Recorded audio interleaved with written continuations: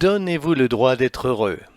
Programme enregistré à l'origine par Ricardo Mello de l'Institut Namasté le 10 février 2017. Les audios sont préparés par des volontaires de la pile de l'Évangile. Notre équipe de collaborateurs a toujours besoin d'aide. Soyez vous aussi volontaires dans notre cause. Rejoignez notre page sur Facebook, Pilule de l'Évangile. Bonsoir mes chers amis. Très bonne soirée à tous, beaucoup de lumière et de paix et de joie, beaucoup d'énergie positive pour vous, votre famille et tout le monde qui est autour de vous. Commençons une autre pilule nocturne pour l'Évangile. Aujourd'hui, je voudrais continuer avec le même sujet que celui de la pilule de ce matin, dans laquelle nous avons parlé « Arrêtez de vous mentir, acceptez qui vous êtes, prenez la vie et soyez heureux ». C'est exactement l'objectif principal. Acceptez la possibilité d'être heureux. Néanmoins, cela va à l'encontre de toutes les perspectives et de toutes les projections. J'aime beaucoup l'idée que Dieu nous a donné le droit de faire notre histoire.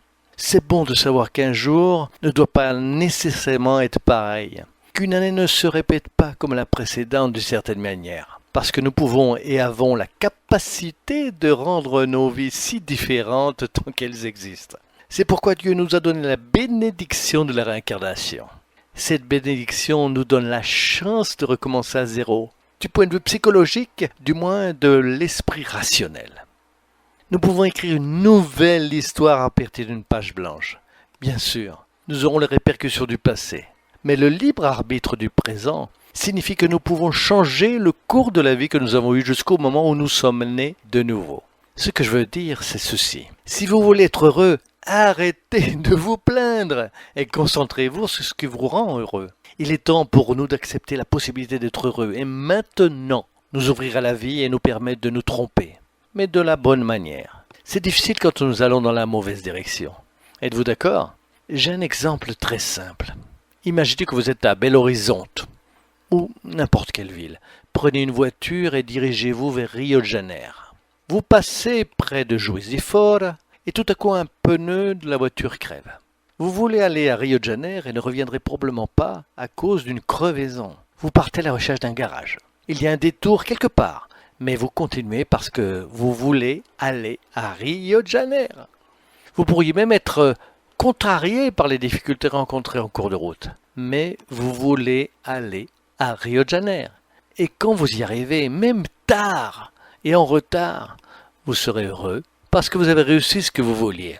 Mais maintenant imaginons que vous récupériez votre voiture et que vous veniez à l'opposé, à São Paulo, sans aucun problème. Je veux dire à l'inverse, géographiquement parlant. Mais il n'y aura pas d'embouteillage sur la route. La voiture n'aura pas crevé le pneu. Il n'y a qu'un problème. Vous êtes arrivé à São Paulo, mais vous vouliez aller à Rio. Même si vous arrivez à São Paulo sans aucun problème, vous ne serez pas heureux parce que vous vouliez être ailleurs. Je vois des gens qui acceptent d'être ce qu'ils ne veulent pas, cherchant la solution de facilité. Mais le chemin que vous choisissez sans respecter qui vous êtes est toujours le plus difficile. Peu importe que vous essayez de vous convaincre du contraire. Autant que vous préfériez la zone de confort, de peur de quitter le lieu commun, de peur d'accepter votre capacité à changer la vie. Et bien sûr, cela va souvent déranger les gens. Des énergies dérangeantes habituées à notre ancienne façon d'être. Vous devez accepter votre lumière et avoir le courage de laisser la vraie lumière briller et se manifester dans ce monde. Personne ne dit que c'est facile, personne ne dit que c'est simple. Nous savons que ce ne l'est pas.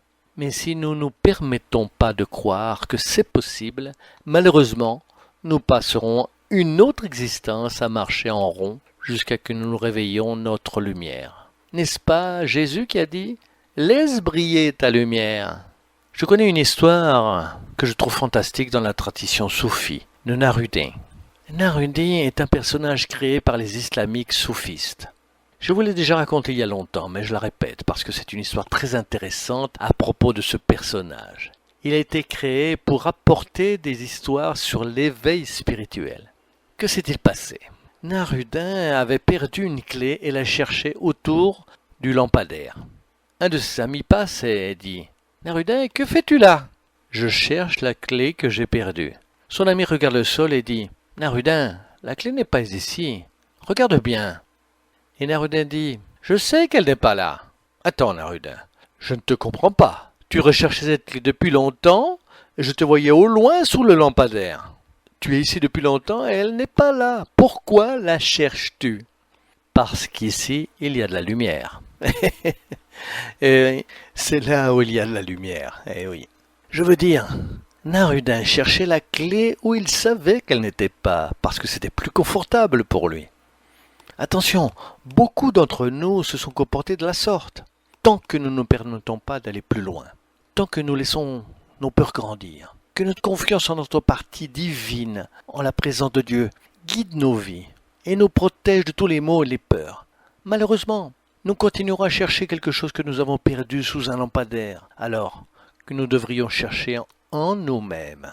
Que Dieu vous bénisse et vous éclaire. Commencez à vraiment chercher sur la possibilité d'accepter votre lumière et soyez heureux en le partageant avec le monde entier qui vous entoure. Faites le premier pas. Vous verrez, vous ne le regrettez pas, car le monde des esprits, bien sûr, vous aidera à franchir la deuxième étape, la troisième et ainsi de suite. Restez avec Dieu, lumière et paix à vous tous. À bientôt, à très bientôt.